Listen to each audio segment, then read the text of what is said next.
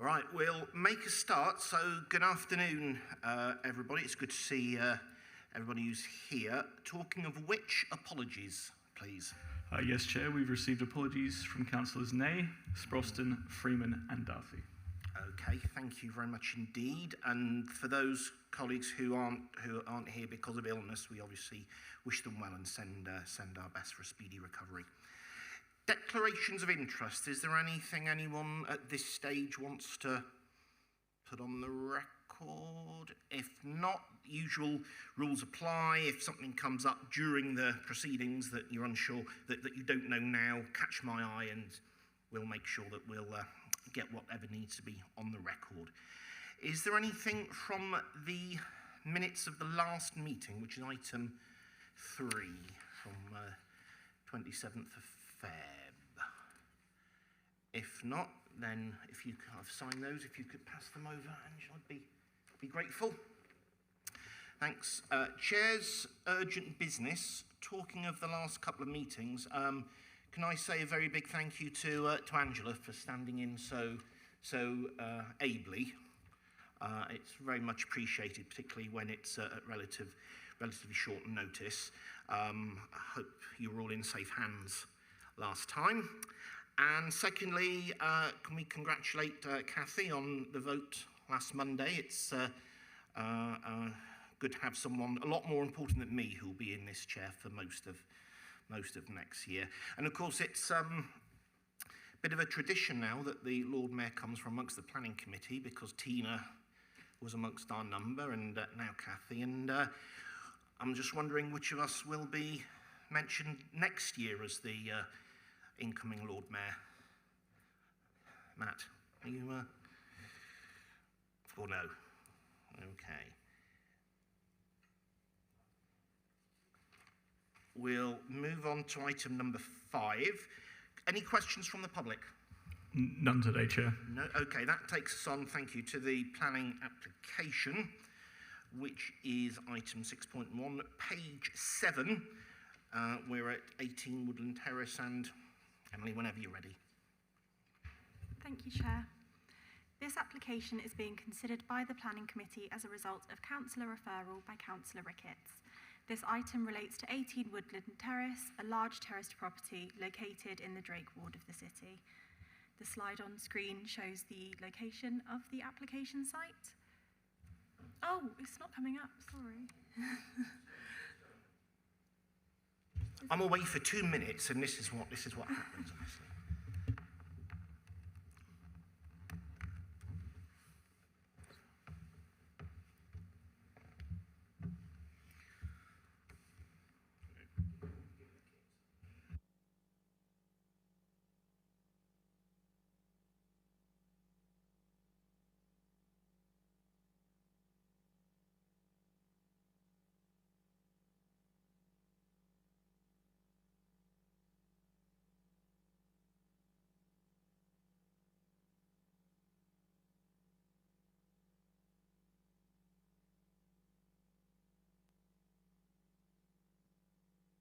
Thanks ever so much, everybody.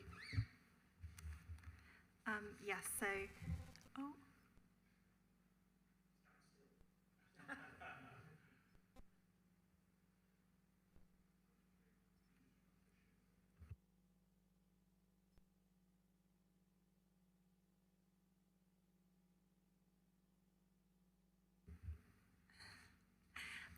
Okay, yes, so the slide currently on screen shows the location of the application site, and here is a 3D satellite view as well. This is the front elevation of the property from Greenbank Road, so the property is the white house with the white door, and this is the rear elevation shown from Woodland Terrace Lane. The application is for the conversion of the property from a single residential dwelling house to 6 flats, an extension to the hardstand area and associated external works. Bin and cycle storage has also been proposed within the rear garden. Here are the existing elevations of the site, and here are the proposed elevations. And these are the existing floor plans, so prior to the conversion of the property. and the proposed floor plans. The application is partially retrospective and there is no formal planning history for the site. The application form states that the conversion began in 2010. The applicant advised that this consisted of 4 flats and 2 additional flats were registered and occupied in November 2024. Regarding external works, the applicant has advised that to accommodate an extension to the parking area, a tree was removed and gravel laid down in the rear garden approximately 6 months ago. The applicant states that they have not undertaken any internal works, and officers note that internal alterations that may have taken place at the site previously would not require planning consent. The application has received 1 letter of objection, raising concerns that the proposal results in the overdevelopment of the site, the scheme lacks cycle and car parking spaces, and raises concerns that retrospective applications are unacceptable. It is highly regrettable that the works at the site have taken place prior to seeking planning permission. However, as outlined in the officer's report, no weight has been afforded to this fact in this instance. Officers have considered the principle of the subdivision of the property into self-contained flats and consider this to be acceptable. The application site is considered to be a suitably large property to support the conversion to flats and is located within a highly sustainable location close to local centres and transport links. The area itself is a well-established residential area where the subdivision into flats or use as houses of multiple occupation is common, with similar levels of occupancy previously approved along Woodland Terrace. As such, officers do not consider the proposed density of the development would be out of character with the local area, nor consider it would constitute overdevelopment of the site. Initial concerns were raised by the local highway authority as to the level of information regarding the parking layout of the site, noting that the car parking demand for the development would be 6 parking spaces. During the course of the application, a proposed site plan was submitted which demonstrates the provision of 5 parallel car parking spaces, an EV charging point and cycle parking for 6 cycles. Whilst the proposal results in the shortfall of 1 parking space, the local highway authority have not raised concerns with the proposed development, given the site's sustainable location and adequate level of cycle parking.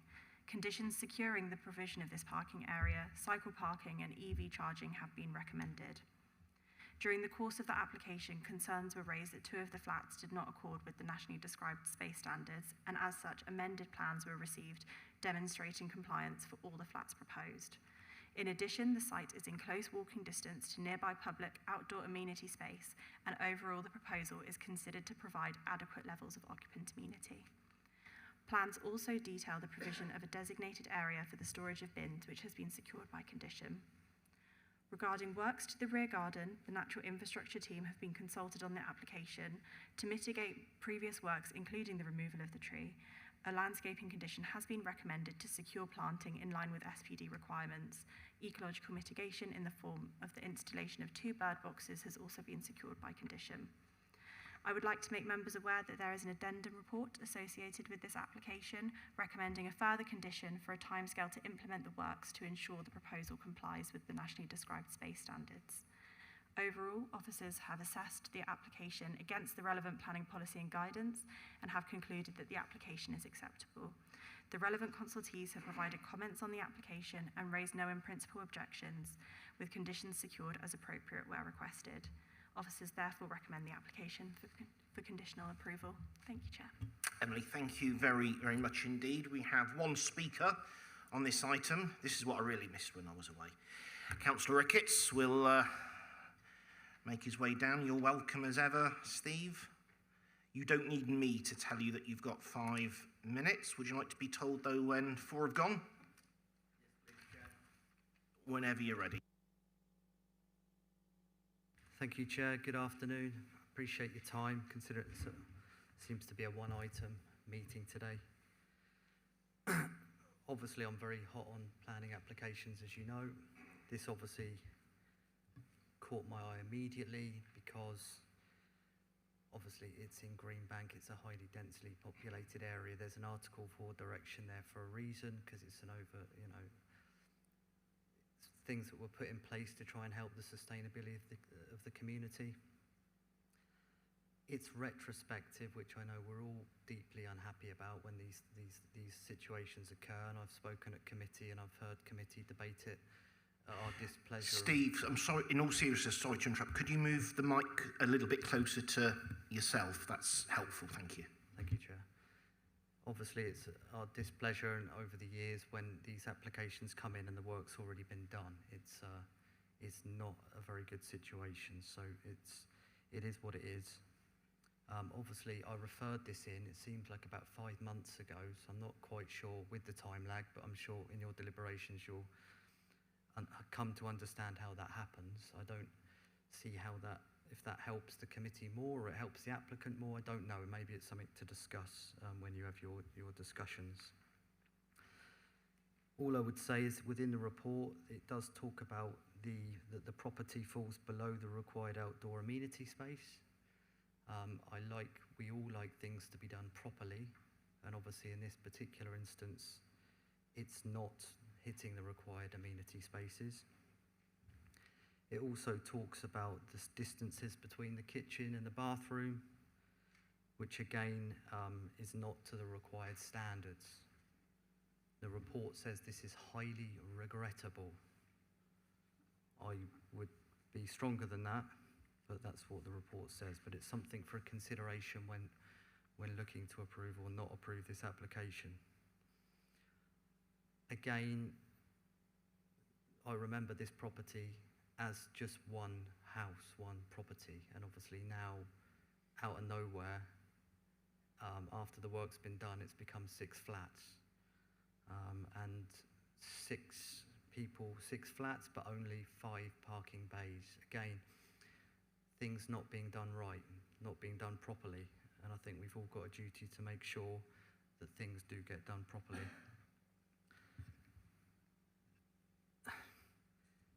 We're very passionate about our trees,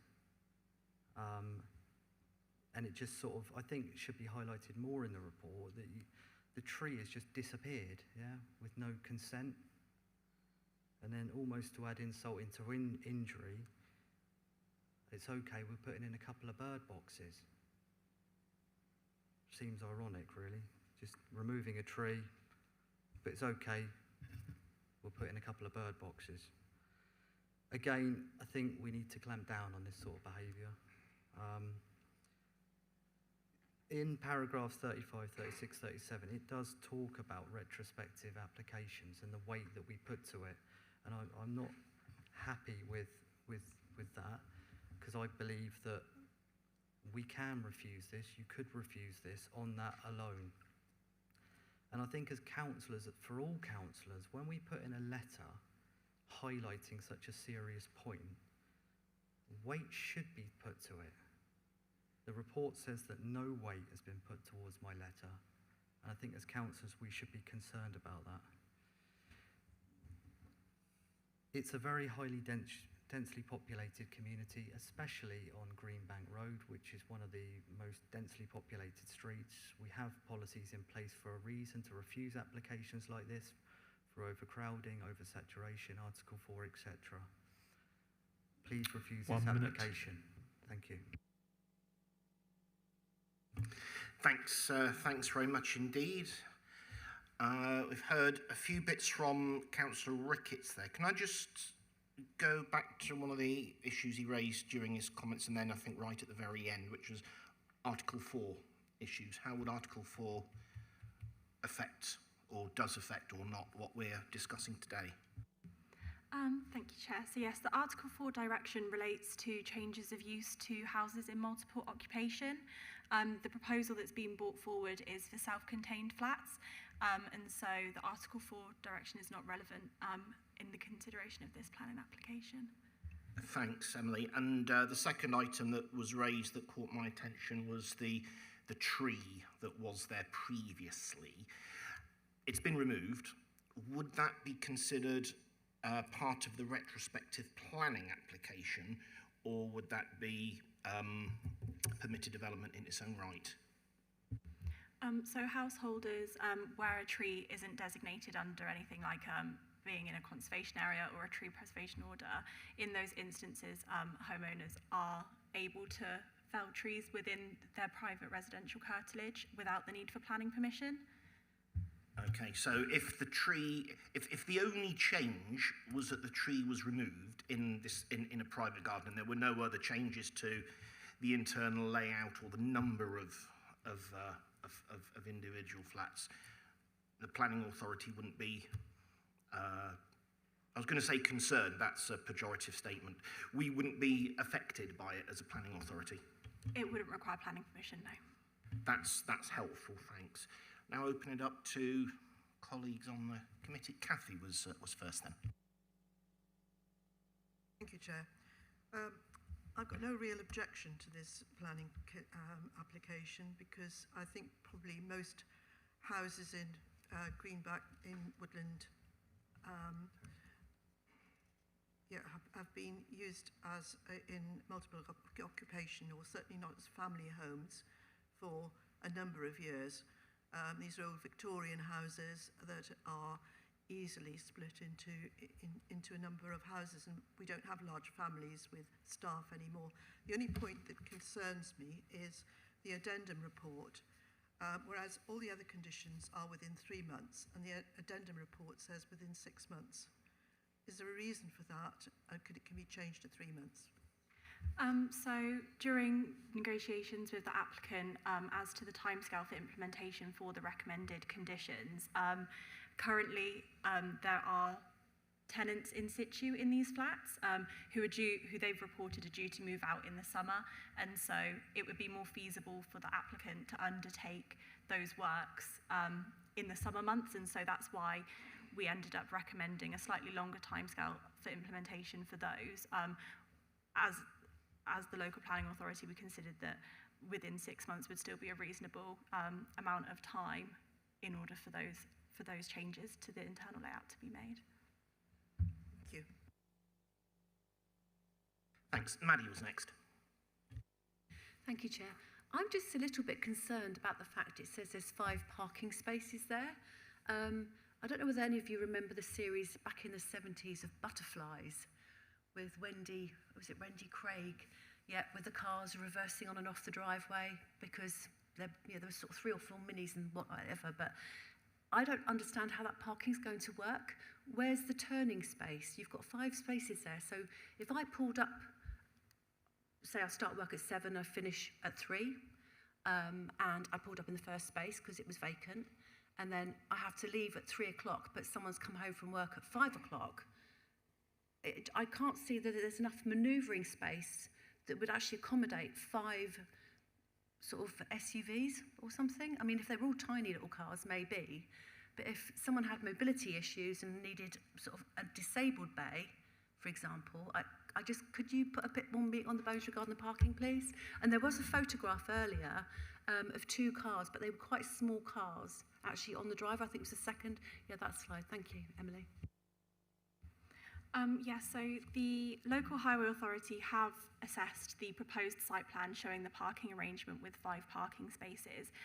So what's been brought forward is an arrangement where there would be 3 parallel spaces on one side and 2 on the other. The local highway authority considered that the dimensions of those parking spaces are in line with those as outlined in the SPD, and so consider them acceptable. Within my discussions with the local highway authority as well, we did kind of touch on whether or not there would be sufficient manoeuvrability, and the local highway authority did not raise any concerns with the level of manoeuvrability that was proposed. I just think that would be a problem. I mean, those 2 cars there are quite small, but if you put something like, I don't know, a Land Rover in there, I mean, for starters, the person on the left-hand side, if they were parked on the left-hand side, wouldn't be able to get out of the car. It would just be the driver to get out, but I don't know how the driver would get out of those 2 cars. It's just something that I just think has not been given adequate thought. That's all. Thank you, Chair. Well, it does seem as if both drivers' seats are empty. So, Paul Daniels notwithstanding, it does look as if the driver were able to, or the drivers were able to get out. Josh? Yeah, no, I I think sort of similar to Councillor Watkins, I don't have real concerns because these are, very sizable properties. And if you look at the affordability in our city to buy huge properties like that, it's very limited. So to me, actually, the fact that this is lots of self-contained units, the ability to have more people with starter places to buy and to rent, that seems like a good idea. I mean, I accept the parking piece if there isn't concern. I mean, I'd question if somebody with mobility issues would be looking, particularly for some of the higher level flats, and whether they would drive a Land Rover and whether they would live in a central location like that. They may be looking for somewhere more accessible. But yeah, I appreciate it's tight, but equally, I actually think it's really good that there's the EV charging and that there's the space for the bikes. And that's, for me, I think that's the direction we should all be striving to move in, that we have that whole net zero thing. It did strike me on the site visit that with the very best will in the world, the back garden yard area doesn't exactly look neat, tidy, pristine, etc. So anything that can get it tidied up and regularised a bit, I think, is going to be welcome. And I appreciate what you say about the likelihood of people in that position finding themselves living there in the first place. That was the last person I had. So Matt. Thanks, Chair. Yeah, I've got no problems with this application whatsoever. I understand the points about parking, but I think if you're going to be living in a small one-bedroom flat like that, you're probably unlikely to be driving a big Range Rover. I think it's also quite likely that applicants living in flats like that, in an area like that, not all of them will have cars either. So I think the parking issue probably isn't too relevant. Yeah, I think it's a good application. It's a shame that it's retrospective, and I'm surprised that we're discussing it here today and that it didn't just go through with officer's approval. Thanks, Matt. Anybody else? Last chance. I know everyone's really tired out because we've had such a long discussion, and it does affect us all like that. I've got no real issue with it. 2 or 3 of us were on the site visit and saw pretty much the same view as we're looking at there. And as I said a few minutes ago, get that tidied up looking a little bit more spruce, more presentable isn't a bad thing. And there's nothing intrinsically in the report that worries me. So I'm happy myself to support the recommendation, which is to grant conditionally. So if we're ready, can we move to the vote, please?